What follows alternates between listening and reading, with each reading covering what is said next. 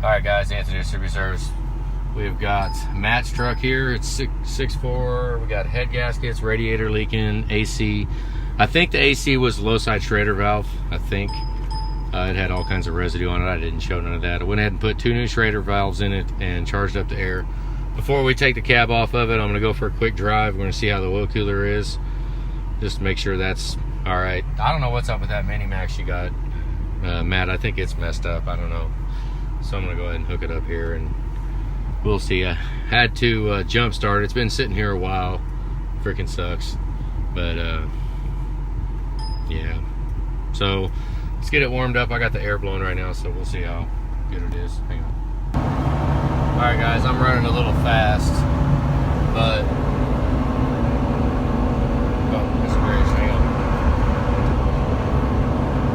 I don't know if you're seeing it. 18 degrees, 20 degrees. Going a little fast. We'll see what it does when I get cooled off. When I pull off the highway here, let it see how fast it cools down. Alright, I'm pulling off there. Man, why is it not focusing? There you go. Pulling off there right now. Let's watch how fast it'll cool down. 13.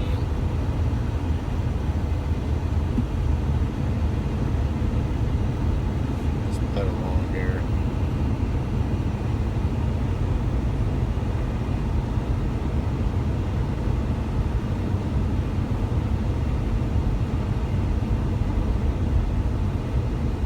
I mean, 6.4 oil cooler is a lot more resilient than a 6-liter one, but we still want to look, because the oil cooler is one thing we can't look at, tell if we need to replace it. We've had a whole bunch of radiator issues with this truck, a whole bunch of different coolant put in it throughout the life of it, so, oh my God, now I'm in the sun. Hang on, let's pull over here. Let's see where it cools off to. Yeah, you can't really see squat. It's just sitting here idling right now. It's not cooling off very fast, so oh, there's down to 10, which is still 15 degrees. And I'm sitting here idling. A healthy one will drop down real fast. It's not coming down very fast. So,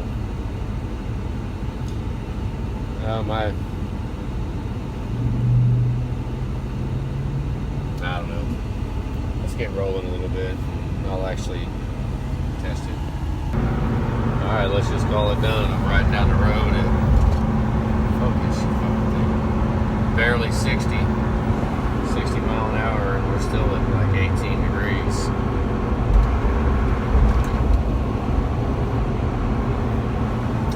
We'll call that done.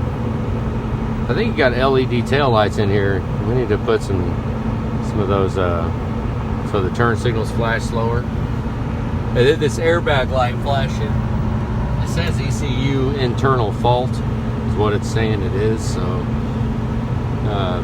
we got a Lariat cluster in this, I think. I wonder if it's something to do with the cluster. I don't know. There's what we got.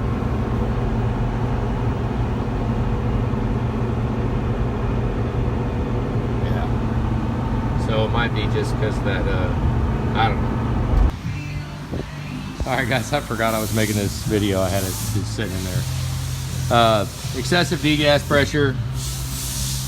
Probably, hopefully that's why radiators keep cracking. 6.4 is bad at radiators, but not as bad as he's had. He's had a whole bunch of them, so. Yep.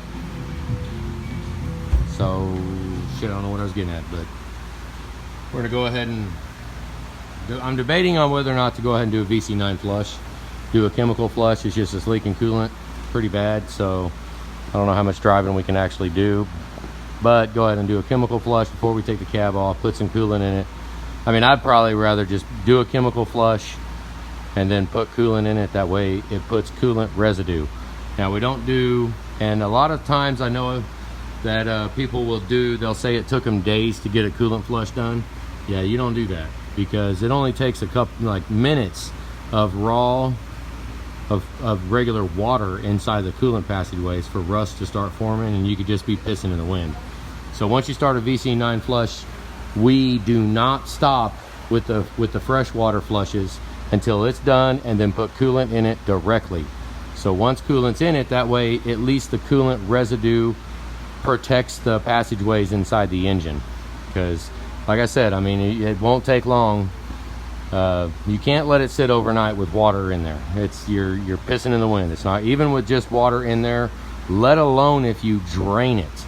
If you drain it and there's just water residue, there's just wet in there, that will form rust quicker than just quick. So if I do a chemical flush, we drive it and then bring it back, drain the VC9 out, fill it up with water, drive it again, drain that, take a sample, hopefully it's clear. If not, drive it one more time. The first drive is an hour and a half with VC9, and every drive after that is about a 15-minute drive. So you keep doing 15-minute drives until the sample comes out of the radiator clear. Then drain that, blow it out, then put coolant in it. Right then, I'll even do that. I'll put coolant in the truck and go for one more 15-minute drive, even if we're taking the truck directly apart. Because when we drain the coolant, when we drain everything out of it, at least the residue that's inside all the coolant passageways is coolant rather than straight water. So we do not take a truck apart with water in it. So I don't know, got off on a little explanation rant, whatever. So yeah, this match truck, we're gonna be cab off. I don't know, we're probably getting ready to go on a VC9 drive. It is kind of late, 6 o'clock in the afternoon. VC9 flush will take you about 2.5 to 3 hours to get done for us here, because takes about 3 hours. So I don't know, we're gonna decide. Might be the end of the day. All right guys, have a good day.